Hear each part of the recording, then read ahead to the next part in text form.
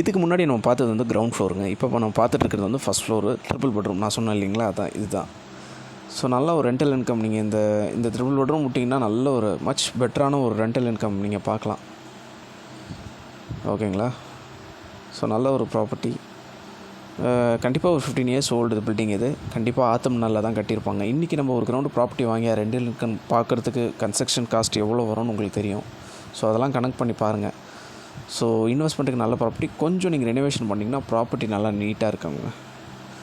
நீங்கள் எப்படி ஆசைப்பட்றீங்களோ அதுக்கேற்ற மாதிரி நீங்கள் ரெடி பண்ணி வச்சுக்கலாம் அந்த ப்ராப்பர்ட்டியை. நல்லா நீட்டாக நல்லா ஸ்பேஷியஸாக பாருங்கள். தேடுற இடம் எல்லாமே ஏதாவது கட்டி வச்சுருக்காங்க.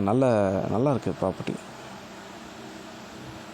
பில்டிங்கில் ஒரு சின்ன ஏர் கிராக் கூட கிடையாதுங்க. நல்லா இருக்குங்க ப்ராப்பர்ட்டி. ஓகேங்களா? வேணுன்றவங்க பிரேம் ரியல் எஸ்டேட்டை காண்டாக்ட் பண்ணுங்கள். பெஸ்ட்டாக என்னால் எவ்வளோ பண்ணித்தர முடியுமோ நான் பண்ணித்தரேங்க. சரிங்களா? தேங்க்யூ.